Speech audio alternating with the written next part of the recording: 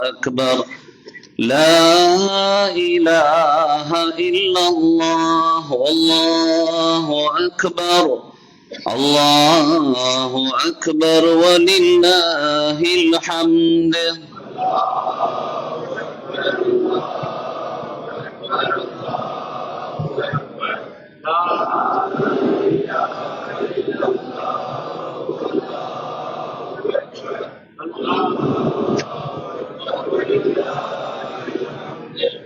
السلام عليكم ورحمة الله وبركاته.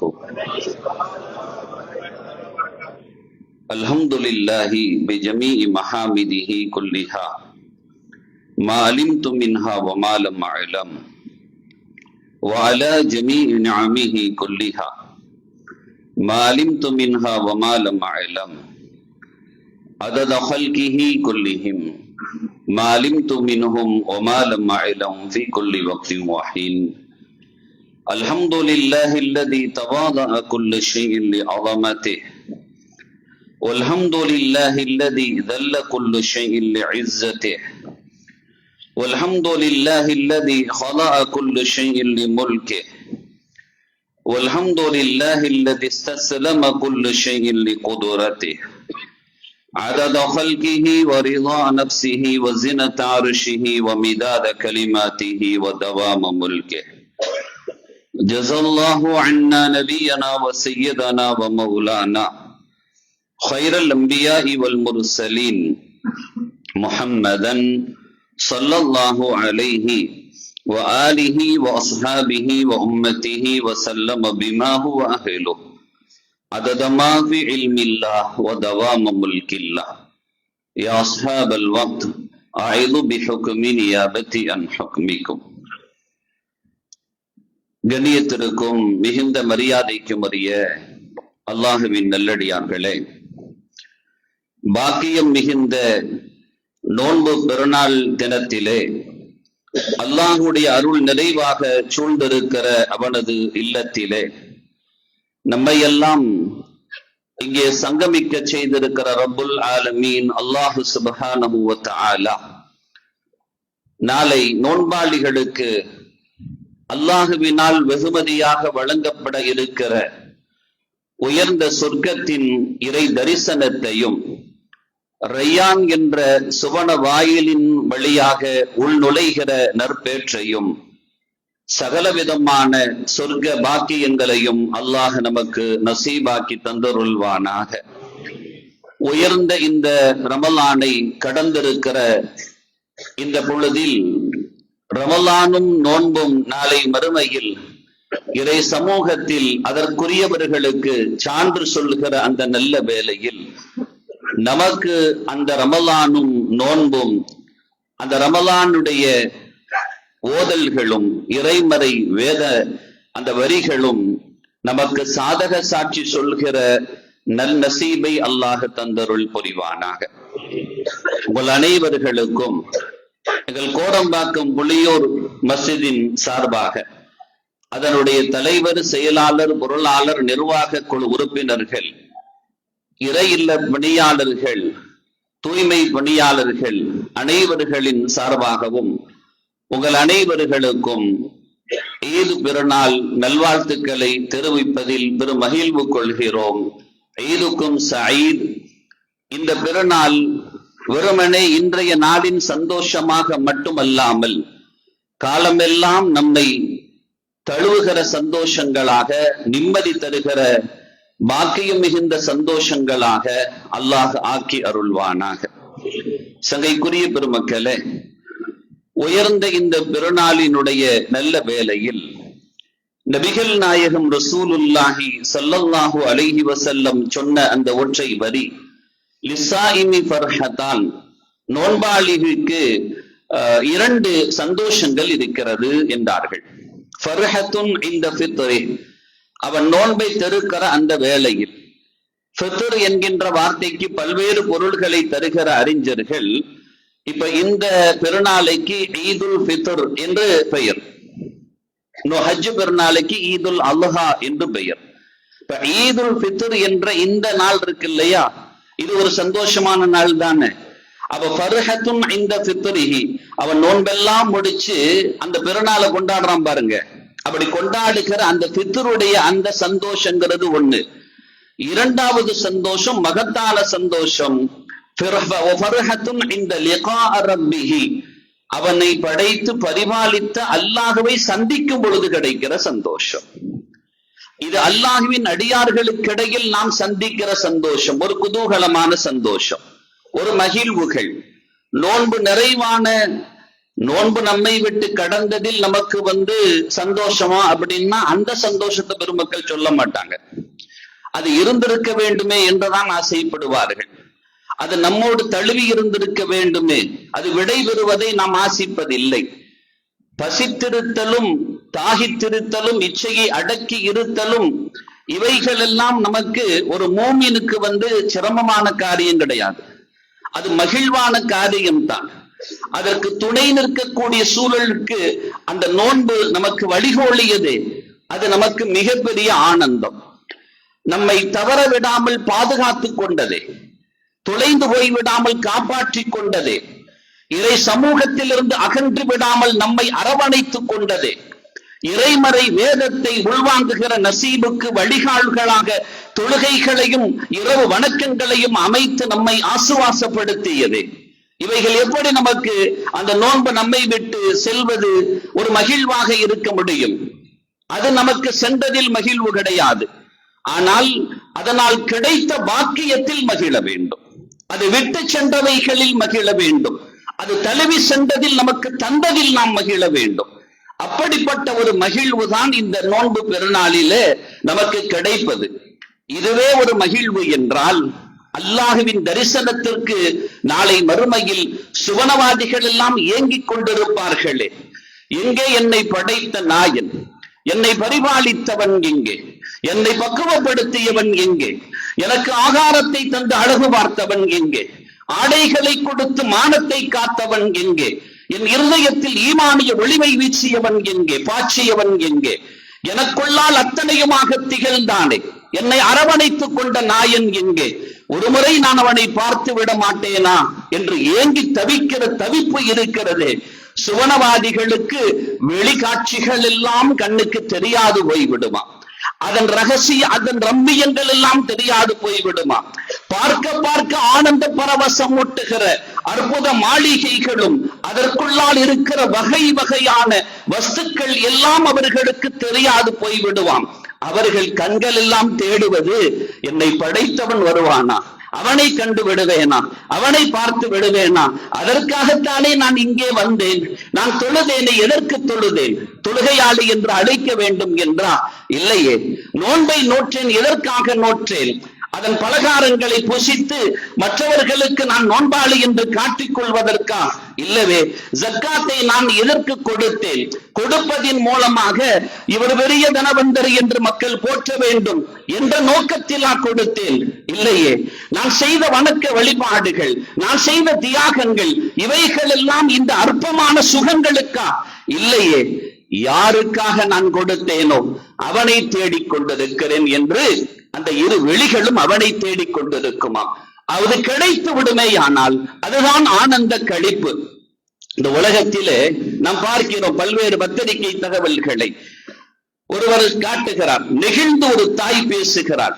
எனக்கு அப்படி கண்களில் கண்ணீரை வர வைக்கிற அந்த வரிகளை அவள் பதிவு செய்கிறாள். என் கண்கள் தேடுகிறது. யாரை தெரியுமா? என் மகனின் இருதயத்தை சுமந்தவனை என்று. என் மகனின் இருதயத்தை சுமந்தவனை தேடுகிறது. அவன் ஹாஸ்பிட்டலிலே அந்த சிகிச்சைகளை முடித்துவிட்டு அவனை வெளியே கொண்டு வரப்படுகிறது. அவனை காண ஆசை கொண்ட தாய் யார் தெரியுமா? தன் மகனுக்கு மூளை செயல் இழந்து போய் செயலிழந்த அந்த மகனுக்கான உறுப்புகளை தானமாக கொடுக்க முனைந்து அப்படி தானத்தை பெற்றுக்கொண்ட ஒரு இளம் துடிப்பான ஒரு இளைஞன். அப்படிப்பட்டவனின் இருதயம் இங்கு மாற்று அறுவை சிகிச்சைக்கு உள்ளாகிறது. அந்த இருதயத்தை சுமந்து கொண்ட யாரோ பெற்ற தாயின் ஒரு மகன், அவன் அந்த சிகிச்சையை முடித்துவிட்டு அந்த அறையிலிருந்து வெளியே வருக காத்திருக்கிறாள் இந்த தாய். எதற்கு தெரியுமா? அது என் மகன் அல்ல, நான் ஈன்றவன் அல்ல, என்னால் பெற்றெடுக்கப்பட்டவன் அல்ல, என் மடிகள் என் வயிற்றினுடைய ஒரு பகுதியாக இருக்கிற கருவறையில் நான் சுமந்தவன் அல்ல, என் மடிகளில் தவழ்ந்தவன் அல்ல. அவன் அந்த பிஞ்சு குழந்தையின் அந்த கொஞ்சு மொழிகளை கேட்டு ரசித்த இந்த காதுகள் அந்த காதுகள் அல்ல, வருடிவிட்ட கைகளுக்கு சொந்தக்காரன் அல்ல. என்றாலும் எனக்கு பிறந்த மகனின் இருதயத்தை இன்று ஒருவன் சுமந்து வருகிறானே, அவனை என் மருமகனாக நான் பார்க்கிறேன் என்ற அந்த தாய் நின்றாள் இல்லையா, அவளுக்கு முன்னால் யார் சென்றால் என்று தெரியாது, யார் வருகிறார் என்று தெரியாது, அந்த அந்த அந்த மருத்துவமனையின் அலங்காரங்கள் கண்ணுக்கு தெரியாது, வருகிற மருத்துவர் யார் என்று கூட தெரியாது. ஆனால் அந்த இருதயத்தை சுமந்த ஒருவன் வருகிற பொழுது தன் பிள்ளையே வருவது போன்று அந்த தாய் நான் கண்டேன் என்று சொன்னால் இல்லையா. இந்த உலகத்தில் அற்பமாக இதுவே இப்படி என்றால், இந்த தாயின் நிலை இப்படி என்றால், இருதய துடிப்பை நிறுத்தி மன்னரைக்கு செல்ல நாடி இருந்த தன் மகளுக்காக யாரோ ஒரு தாய் என்ற மகள் ஒரு இருதயத்தை கொடுத்தாலே, அந்த தாய் அங்கே நின்று கொண்டிருக்க, ஈன்ற தாய் ஒரு பொழுது நின்று கொண்டிருக்க, அந்த தாயின் கண்கள் எல்லாம் என்ன குளமாடும் இருக்கிறது இல்லையா. இதுவே இப்படி என்றால் நாளை மறுமையில் என்னை படைத்த நாயன், என்னை பக்குவப்படுத்திய நாயன், என்னை பரிபாலித்த நாயன் காண வேண்டுமே, அவனை கண்டுவிடுவேன் அவனை. சஹாபிகளின் இயக்கங்கள் எல்லாம் அதுவாகத்தான் இருந்தது. யா ரசூலல்லாஹ், அல்லாஹ்வை நாங்கள் பார்த்து விடுவோமா? எங்களை படைச்சான், எங்களை பரிபாலித்தான், உங்களோட எங்களை சேர்த்து வச்சான், இந்த ஈமானிய பாக்கியத்தை தந்தான், எவ்வளவு ஒளிவுகளை தந்தான், எவ்வளவு தெளிவை தந்தான், அந்த ரப்ப நாங்க பார்த்துருவோமா? கேட்ட கேள்விகள் எல்லாம் அதுதான். அல்லாஹ் பதிலாக கொடுத்தான் அருள்மறை குர்ஆனை. வத்தகுல்லாஹ், அல்லாஹ்வை நீங்கள் தக்வா செய்து கொள்ளுங்கள், வஅலமு, நீங்கள் அறிந்து கொள்ளுங்கள், அன்னக்கும் முலாக்கூஹு, நிச்சயமாக நீங்கள் சந்திப்பீர்கள். வஅலமு, அறிந்து கொள்ளுங்கள், அன்னக்கும் முலாக்கூஹு, நிச்சயமாக நீங்கள் சந்திப்பீர்கள். இது யாருக்கு இந்த வாக்கியம் கிடைக்கும் தெரியுமா? சிலாகித்த வாக்கியம் யாருக்கு வாய்க்கும் தெரியுமா? அல்லாஹ் சொல்கிறான், சோபனம் சொல்லுங்கள், வபஷ்ஷிரில் முஃமினீன், மோமீன்களுக்கு சோபனம் சொல்லுங்கள் என்றான். அந்த மோமீன்களாக அல்லாஹ் நம்மை கபூல் செய்வானாக. அதற்கு நமது இலக்கு அவனாகத்தான் இருக்க வேண்டும். இந்த புறக்கண்களுக்கு தெரிகிற அலங்காரங்கள் இருக்கக்கூடாது, இங்கே கிடைக்கக்கூடிய ஆசுவாசங்கள் இருக்கக்கூடாது, அற்பமான இந்த சந்தோஷம் இருக்கக்கூடாது, சராசரி புகழ்ச்சிகள் இருக்கவே கூடாது. தெரியாது செய்துவிட வேண்டும். யாருக்காவது தானம் செய்வதாக இருந்தால், அன்பளிப்பு கொடுப்பதாக இருந்தால், சதக்கா போன்ற தர்மங்கள் கொடுப்பதாக இருந்தால், ஜக்காத்து போன்ற வணக்கங்கள் நிறைவேற்றுவதாக இருந்தால், பெருமக்கள் இப்படி கூட சொல்வதுண்டு, யாருக்கும் தெரியாமல் செய்கிற அந்த தர்மத்தை அல்லாஹ் உகக்கிறான் என்பார்கள். காட்டிவிட்டு பெருமை பாராட்டி விட்டால் முடிந்து போய்விட்டதே, நீ கொடுத்ததற்கான புகழாரம் உனக்கு இந்த உலகத்திலேயே வாய்த்து விட்டதே என்று அவன் நம் வாயை அடைத்து விடுவான், கவனமாக இருங்கள் என்பார்கள். அல்லாஹ் சொல்கிறான், எனவே ரமலான் நம்மை விட்டும் சென்றிருக்கிறது, நோன்பு நம்மை விட்டும் சென்றிருக்கிறது. ஆனால் நோன்பின் இறைவன் நம்மை விட்டு போனானா? இல்லையே. ரமலானின் இறைவன் நம்மை விட்டு போனானா? இல்லையே. அது நம்மோடு தானே இருக்கிறான், அவன் நம்மோடு இருக்க வேண்டுமே. இவைகள் எல்லாம் அவன் விட்ட தூதுகள் இல்லையா? அவன் நமக்கு அனுப்பிய ஒரு உபாயங்கள் இல்லையா? அவன் நம்மை விட்டு செல்லவில்லையே. எனவேதான் அந்த மேன்மக்கள் அவனை நினைத்து சந்தோஷம் கொண்டாடிய நாளாக இதை ஆக்கினார்கள். நீங்கள் உங்கள் மனதில் கை வைத்து கேட்டுக் கொள்ளுங்கள், இப்பொழுது உங்களை விட்டு பிரிந்தது ரமலானா அல்லது ரமலானின் இறைவனா? உங்களை விட்டு சென்றது நோன்பா அல்லது நோன்பின் இறைவனா? யாரு சென்று விட்டார்? தராவீக நம்மை விட்டு சென்றது, இனி அடுத்தவரிடம் தான் தராவே. அப்படி தராவீக சென்றதே, தராவீக நம்மை விட்டு சென்றதா அல்லது தராவீகின் இறைவன் நம்மை விட்டு சென்றானா? யாரு சென்றது? யோசித்து பார்க்க வேண்டும். உண்மைதான், நாம் எல்லாம் ஏற்றுக்கொள்கிறோம், இல்லப்பா போனது அதுதான், ரப்பு நம்மளை விட்டு போகல. அப்படியா? அப்படியானால் நீங்கள் மீண்டும் தொழுவீர்களா? மீண்டும் சுன்னத்தான நோன்புகள் நோற்பீர்களா? மீண்டும் தான தர்மங்களை செய்வீர்களா? மீண்டும் நீங்கள் இப்படியெல்லாம் நற்காரியங்களில் ஈடுபடுவீர்களா? நாவடக்கத்தோடு இருந்தீர்களே, நோன்பு இருந்த காரணத்தினால் நான் பேச மாட்டேன், ஏன் இது நோன்பு, நான் பேசக்கூடாது, அடக்கிக் கொண்டீர்களே. செவிகளில் தேவையில்லாததை கேட்க மாட்டேன், ஏன் இது நோன்பு, கேட்கக்கூடாது இருந்தீர்களே. இவைகள் எல்லாம் நீங்கள் இதற்கா அல்லது இதன் நாயனுக்கா? இதன் நாயன் இருக்கிறானே, இது போனது. அத்தோடு நான் அத்தனை சூழ இருந்த பாதுகாப்பு அரண்களையும் அகற்றிவிட்டு மீண்டும் நான் என் வழிகளில் திளைத்துக் கொள்வேன் என்றால், நீங்கள் இழந்தது நோன்பை அல்ல, நீங்கள் இழந்தது ரமலானை அல்ல, நீங்கள் இழந்தது தராவீகை அல்ல, நீங்கள் இழந்தது தராவீகின் இறைவனை, நோன்பின் இறைவனை, அந்த ரமலானின் இறைவனை. நன்றாக யோசித்துக் கொள்ளுங்கள் என்பார்கள். இனிமேலும் தொடர்ந்தால் நிச்சயமாக நீங்கள் அல்லாஹ்வை இழக்கவில்லை என்பதை புரிந்து கொள்ளுங்கள். இப்படி பெருமானார் ஸல்லல்லாஹு அலைஹி வஸல்லம் சொன்னார்கள். நீங்கள் வருகிற வழியில் எத்தனை நபர்களை சந்தித்திருப்பீர்கள், எத்தனை யாசகர்களை சந்தித்திருப்பீர்கள், எத்தனை வறியவர்களை சந்தித்திருப்பீர்கள். இப்படியெல்லாம் பல்வேறு தரப்பட்ட தெரிந்தவர்கள் தெரியாதவர்கள் என்றெல்லாம் சந்தித்து வந்தீர்களே, உங்கள் கண்களுக்கு யாராவது புதிதாக தெரிந்தார்களா? பார்க்காதவர்கள் என்று மனித வர்க்கத்தை கண்டீர்களே, அல்லாஹ்வின் படைப்பின் பட்டாளங்களாக இருக்கிற அமரர்களை சந்தித்தீர்களா? அவர்கள் உங்களை சந்தித்தார்களாமே, அவர்கள் உங்களை பார்த்தார்களாமே, உங்களிடத்தில் பேசினார்களாமே, உங்கள் செவிகளில் அந்த செய்திகள் வந்து விழுந்ததா? பெருமானார் ஸல்லல்லாஹு அலைஹி வஸல்லம் இப்படி கேட்பதுண்டு. வரும்போது சொன்னார்கள், யாரெல்லாம் அந்த ரப்பை இழக்காமல் வந்தார்களோ அவர்களை பார்த்து சொன்னார்கள், சோபனம் உண்டாகட்டும், உங்களுக்குத்தான் இன்று பெருநாள், உங்களுக்குத்தான் இந்த மகிழ்வு நாள். யார் அந்த ரப்பை இழந்து விட்டார்களோ அவர்களை பார்த்து அந்த அமரர்கள் சொன்னார்களாம், உங்களுக்கெல்லாம் பெருநாள் கிடையாது, உங்களுக்கெல்லாம் சந்தோஷம் கிடையாது என்றார்களாமே. நமது செவிகளில் ஏதாவது வந்து விழுந்ததா? ஆனால் சொல்வது ரசூலுல்லாஹி ஸல்லல்லாஹு அலைஹி வஸல்லம் அவர்கள்.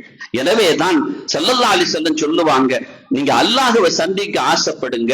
மன் அஹப்ப லிகா அல்லாஹ் அஹப்ப அல்லாஹு லிகாஅஹ். யார் அந்த அல்லாஹ்வை சந்திக்க ஆசை கொள்வார்களோ அந்த அபிலாஷை உங்களுக்கு மாத்திரம் அல்ல, அல்லாஹ்வுக்கும் இருக்கிறது. இந்த அடியானை நான் சந்திக்க வேண்டும் என்று.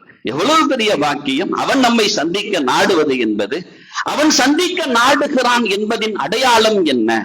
அவன் நம்மை சந்திக்க ஆசைப்படுகிறான் என்பதனுடைய அந்த அடையாளம் என்ன? ஒரே ஒரு அடையாளம் தான். அவன் நம்மை சந்திக்க நாடுகிறான் என்பதின் அடையாளம் வெவ்வேறு அடையாளங்கள் அல்ல, ஒரே ஒரு அடையாளம் தான். அது என்ன அடையாளம்? என் இருதயத்திற்குள்ளால் நான் அவனை சந்திக்க வேண்டும் என்ற அந்த வேட்கை உதிப்பாகிறது இல்லையா? அது ரீங்காரம் எடுக்கிறது இல்லையா? அது ஒரு வைப்ரேட் கொடுக்குது இல்லையா? அது உள்ளத்தில் உந்துதலை கொடுக்குது இல்லையா? ஆழ்மனதில் ஒரு அந்நிய எண்ணத்தை கிளப்புகிறது இல்லையா? இதைவிட அவன் உங்களை சந்திக்க நாடுகிறான் என்பதற்கு வேற என்ன அடையாளம் வேண்டும் என்பார்கள். என் கையில் இருக்கிற ஒரு அலைபேசி ஒரு விசும்பலை கொடுக்கிறது என்றால், ஒரு அதிர்வை கொடுக்கிறது என்றால், ஒரு ரீங்காரத்தை கொடுக்கிறது என்றால், ஒரு பிளாஷை கொடுக்கிறது என்றால், யாரோ ஒருவன் எனக்கு செய்தியை அனுப்பி இருக்கிறான் என்பதை என் இந்த குறுகிய புத்தி உணர்ந்து கொள்ளும் என்றால், உன் இருதயத்தில் உதிக்கிற உதிப்புக்கா உன் ரப்பின் நினைவு வராமல் போகிறது என்பார்கள்.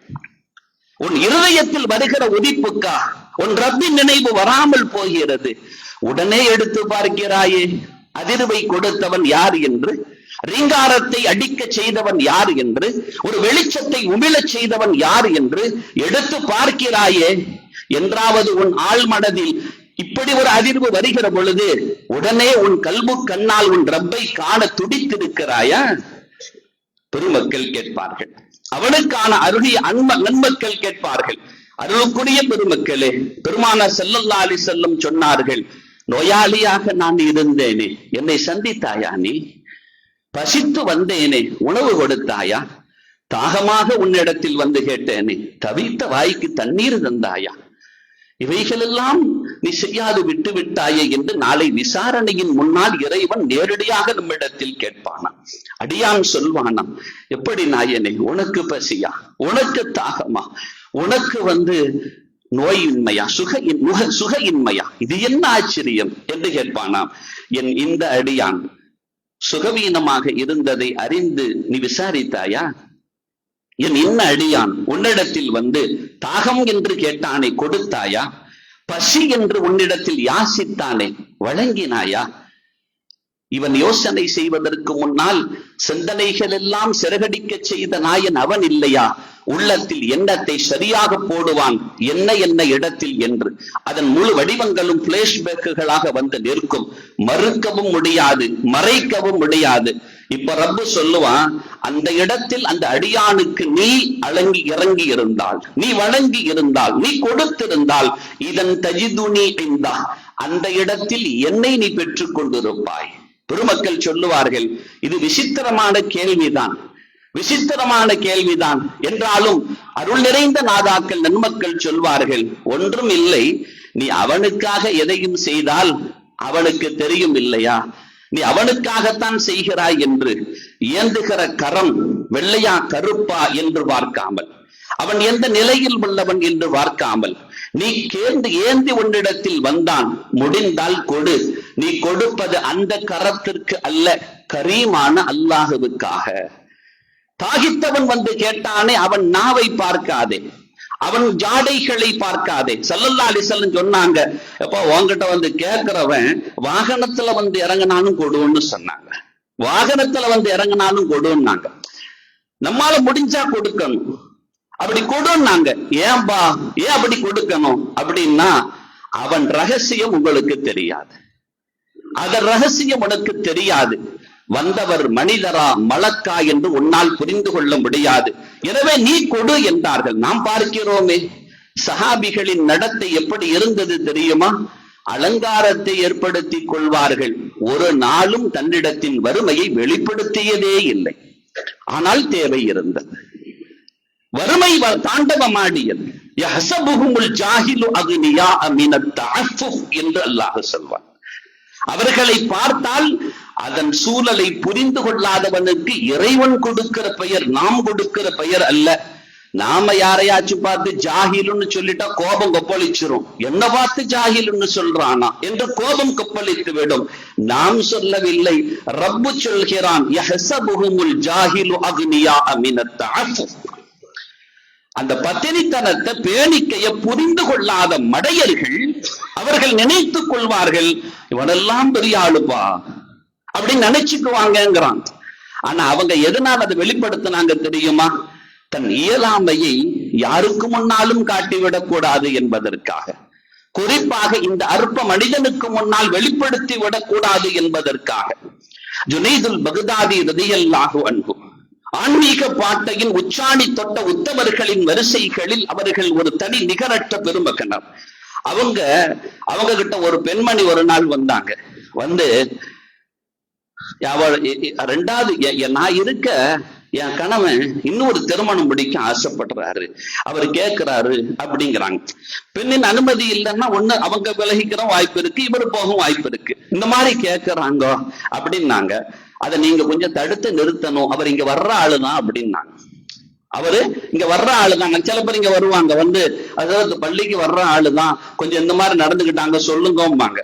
நானே சொல்லுவேன், அவரை நான் பார்த்தே ரொம்ப நாள் ஆச்சு, நான் பார்த்தே ரொம்ப நாள் ஆச்சு, எங்க நான் போய் சொல்றது? அல்லாஹு அக்பர் தக்பீர் கட்டும் போது உள்ள வந்திருக்கலாம், வர முடியாதுன்னு சொல்ல முடியாது. அஸ்ஸலாமு அலைக்கும் நான் திரும்பத்துக்குள்ள ஆள் காண போயிருவார், அப்புறம் எங்க பாக்குறது? அன்னைக்கு சஹாபிகள் அப்படி இல்லையே, எல்லாரும் இருந்தாங்களே, இடையில எந்திரிச்சு போகலையே, என்னதான் நடக்குது பார்ப்போம், இந்த சமூகத்தின் நிலைகளை குறித்து நாம் அலசுவோம் என்றல்லவா இருந்தார்கள். இன்னைக்கு இருக்கிறாங்க 4 பேரை கழுவி ஊத்துறதுக்காக வேண்டி. ஆனால் அந்த சஹாபிகள் அப்படி கிடையாது, இருந்தார்கள். சமூகத்தின் நிலைகளுக்கு என்னாலான உதவி என்ன, எதை நான் செய்ய வேண்டும், அல்லாஹ் தந்ததற்கு கைங்காரியம் நான் என்ன செய்ய வேண்டும் என்று அபிலாஷை கொண்டார்கள். அப்ப ஜுனைதுல் பக்தாதி கத்தஸல்லாஹு சிர்ரஹுல் அஸீஸ் வந்து அந்த பெண்மணி சொல்றாங்க, இந்த மாதிரி வந்திருக்க, நீ அவ வந்திருக்கிறாரு சொல்லுங்க, என்னை விட்டுட்டு இன்னொரு திருமணம் செய்ய போறாரு, நான் இருக்கவே அப்படின்னாங்க. அவ சொன்னாங்க, ஆன்மீக பாட்டை பெருமகனார் சொன்னாங்க, நீங்க சொல்றதெல்லாம் சரிதான், ஆனா ஷரியத் அனுமதி கொடுக்குது இல்லையான்னாங்க. ஷரியத் அனுமதி கொடுக்குது இல்லையா? ஃபன்கிஹூ மா தாபலக்கும் மினன் நிசாஇ மஸ்னா வ சுலாஸ வ ருபா, 2ஆகவோ 3ஆகவோ 4ஆகவோ ஏக காலத்தில் அவன் நீதம் தவறாமல் வாழ முடியும் என்றால், அவன் சரியான வடிகோள்களுக்கு தீராத ஒரு தேக்கை இருக்கும் என்றால், அவன் 2 திருமணங்களை 3ஐ 4ஐ செய்து கொள்ளலாம் என்று இறைமறை சொல்லுதில்லையா? நாங்க சுகமோடு வார்த்தையை மாத்திரம் நாம் செவிமடுத்துக் கொள்ளலாம், அவ்வளவுதான். யாரும் அதை குறித்து ஆசையெல்லாம் வைத்து விட முடியாது. ரெண்டுங்கிறத யாராச்சும் கை தூக்குங்கன்னு தூக்கிட முடியுமா நம்மளால? முடியாது. ரெண்டா சொல்லிருக்கிறான்னு சொல்லிக்கலாம், மூணா சொல்லிருக்கிறான்னு சொல்லிக்கலாம், நாளா வாழ்ந்துக்கலாம்னு சொல்லிக்கலாம். ஆனா ரெண்டு ஒண்ணுக்கே இதா இருக்கு. சரி, இப்ப ஜுனைதுல் பக்தாதி ரலியல்லாஹு சொன்னாங்க, சரிதான் இப்படி இருக்குல்லம்மா அப்படின்னாங்க. அந்த பெண்மணி திரை மறைவில் இருந்து சொன்னால், அருமை பெருமகனார் அவர்களே, அந்நிய பெண்ணின் முகத்தை ஒருவர் பார்க்க முடியும் என்றால் என் அழகை அல்லாஹ் கொடுத்திருக்கிற அபரிவிதமான அழகை நான் உங்களுக்கு என் முகத்திரையை நீக்கி காட்டியிருப்பேன். அது பற்றி பத்தினித்தனமான பெண், பேணிக்கையான பெண். எனவே அந்த வார்த்தையை சொல்கிறார். இறை மாத்திரம் அனுமதி கொடுத்திருக்கும் என்றால், அந்நிய ஆணிடத்தில் உங்கள் முக அழகை காட்டலாம் என்று இருக்கும் என்றால், அந்த ரப்பு கொடுத்த அழகின் கொடையை நான் உங்களுக்கு என் முகத்திரையை விளக்கி காட்டி இருப்பேன். அந்த கொள்ளை அழகு அல்லாஹ் எனக்கு தந்திருக்கிறான். நான் இருக்க அவருக்கு ஏன் இன்னும் ஒன்று என்று கேட்ட மறு வினாடி ஜுனைதுல் பக்தாதி கத்தஸல்லாஹு சிர்ரஹுல் அசீஸ் அவர்கள் அழுது அவர்கள் தாடிகள் எல்லாம் நினைந்து விட்டது. தேம்பி அழ ஆரம்பித்து விட்டார்கள். பெண்மணிக்கு சங்கோஜமாகி விட்டது. தவறாக ஏதாவது சொல்லிவிட்டேனா மன்னித்துக் கொள்ளுங்கள் என்று அவர் அந்த பெண்மணி சொல்ல, இல்லை அம்மா, நீ தவறாக சொல்லவில்லை. நீ உன் அழகு கொள்ளை அழகு எந்த ரப்பு தந்தான் என்று சொன்னாயோ அந்த ரப்பின் அழகை நினைத்து பார்த்தேன். அந்த அழகு உடையவன் இருக்கவா இந்த சமூகம் இன்னும் ஒன்றின் பால் தேவையாகிறது? அவனுக்காக இல்லாமல் இந்த உலகம் வேறு யாருக்காகவா இயங்க முனைகிறது? அந்த ரப்பின் அழகை காண துடிக்காத இருதயங்களா இந்த அற்பமான உலகத்தின் கேவலங்களை காண துடிக்கிறது? என் ரப்பின் அழகின் கோடான கோடிகள் அல்ல, அது பல கோடிகளாக பகிர்ந்து விழுகிற துளிகளினுடைய கழுகுதல்களில் வந்து விழுகிற துளிகளில் கூட உன் அழகு வந்து நிற்காதே. என் ரப்பின் கொத்து அழகை காணுவதற்கு நாடாத கண்கள் உண்டா? தேடாத இருதயங்கள் உண்டா? என் இருதயம் அவனையல்லவா ஆசிக்கிறது. அவனை தாண்டி நான் எதையும் குறித்து சிந்திக்க மாட்டேனே என்று அவர்கள் அழுது ஒழும்பினார்கள். அருள் நிறைந்த பெருமக்களே, கொள்ளை அழகான ரப்புல் ஆலமீனை கண்டுகளிக்கிற வாய்ப்பு இப்பொழுது நமக்கு விநியோகப்பட்டிருக்கிறது. நமக்கு கிடைச்சிருச்சு, அந்த சீட்டு கிடைச்சிருச்சு, அதற்கான இது கொடுத்தாச்சு. ஆனால் அதை பக்குவமா பாதுகாத்து அந்த ரப்ப சந்திக்கிறதுக்கு நேரத்தோட போயிடணும். இந்த உலகத்துல அற்பமான சில பேரை பார்க்கறதுக்கு ஒரு சீட்டு கிடைச்சிருச்சுன்னு சொன்னா எத்தனை மணி நேரத்துக்கு முன்னாடி போய் அங்க நிக்கிறானோ தெரியுமா? எனக்கு நுழைவு சீட்டு கிடைத்து விட்டது, இதோ இருக்கிறது, நான் பெற்று விட்டேன், எனக்கு அனுமதி தாருங்கள், உள்ளே நான் வர வேண்டும் என்று கொத்து கொத்தாக செத்தாலும் பரவாயில்லை அந்த ஒருத்தனை பார்த்து விட வேண்டும் என்று துடிக்கிற இந்த அற்பமான இருதயங்கள் அல்லாஹ் தருகிறானே, நோன்பாளிக்கு நுழைவு சீட்டு கிடைத்து விட்டது. அல்லாஹ்வை சந்திக்கிற நுழைவு சீட்டு கிடைத்து விட்டது. இனிமேல் நாம் அந்த சீட்டை பெற்றுக்கொண்டு அவன் அழைப்பதற்கு முன்பாக நாம் அணிவகுத்து நிற்க வேண்டும். அவன் சொல்வதற்கு முன்பாக நாம் செயலாற்றி காட்ட வேண்டும். கொடு என்று கொடுப்ப சொல்வதற்கு முன்பாக கொடுத்து மகிழ வேண்டும். வார்த்தை வடிவங்கள் வருவதற்கு முன்னால வாழ்வியல் நிலைகள் முன்னின்று காட்ட வேண்டும். அப்படி அமைந்தால் உங்களை தான் அல்லாஹ் சந்திக்க நாடுகிறான். இத்தகையவர்களை தான் அல்லாஹ் பார்க்க நாடுகிறான். நான் பார்க்க நாடினால் பார்க்க முடியாது போர்களாம், அவன் பார்க்க நாடிவிட்டால் எந்த தடைகளையும் தகர்த்தெறியலாம். அல்லாஹ் நமக்கு அந்த லிகாவை தந்தருள் புரிவானாக, இறை தரிசனத்தை நசீபாக்குவானாக. அப்படிப்பட்ட அந்த நபர்களுக்குத்தான் இது பெருநாள். அந்த பெருநாளாக அல்லாஹ் நமக்கு எல்லா பாக்கியங்களையும் அந்த பெருநாளை தந்தருள் புரிவானாக. ஆமீன் யா ரப்பல் ஆலமீன். வ ஆகிரு தஅவானா அனில் ஹம்துலில்லாஹி ரப்பில் ஆலமீன். சங்கைக்குரிய பெருமக்களே, புனிதமான பெருநாளினுடைய இந்த நல்ல நாளில் சுன்னத்துக்கள் ஏராளம் நீங்க சாப்பிட்டிருப்பீங்க. ஏதாச்சும் லேசா சாப்பிட்டிருக்கிறது சுன்னத் சாப்பிட்டிருப்பீங்க. இப்ப வந்துட்டீங்க, நிரப்பமான முறையில விடைபெற்று செல்லுவீங்க. இந்த நாளில் இன்னும் பல்வேறு சுன்னத்துக்கள் இருக்கிறது. உறவுகளை நீங்கள் அனைவர்களையும் சந்திக்க வேண்டும். உங்க வீட்டுல உங்க உறவுகள், சொந்தங்கள், அவங்களை எல்லாத்தையும் சந்திக்கணும். அதுதான் சந்தோஷம்.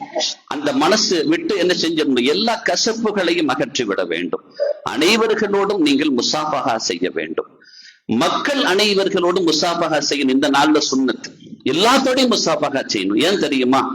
ஒவ்வொரு தடவை நீங்கள் முசாபஹா செய்கிற பொழுது உங்களுக்கும் அவருக்குமான பாவங்கள் அப்படியே விழுந்து நொறுங்குகிறது. ஒட்டுமொத்த பாவமும் அளிக்கப்படுகிறது. இதைவிட நமக்கு என்ன அவசரம் வேண்டும்? என்ன தேவை? பாவமே மன்னிக்கப்படாட்டாலும் பரவாயில்ல போறேன்னு சொல்லி போறவங்களை இழுத்து பிடிச்சு நிக்கணும் வைக்கணுங்கிறது அல்லாஹ்வுக்கு அவசியம் இல்லை. இன்னொன்னு சொல்கிறேன், யதார்த்தத்தை சொல்கிறேன், பெருமக்கள் சொல்வதை சொல்கிறேன். உங்கள் பாவத்தை மன்னிக்க அல்லாஹ் நாடவில்லை என்றால் அவனை வெளியாக்குவான். அவனை சலாம் கொடுக்க விட மாட்டான், அவனை எல்லாம் சந்திக்க விட மாட்டான். ஏன்னா அவனை மன்னிக்கிறதுக்கு அல்லாவே நாடு இல்லை. அப்புறம் எப்படி?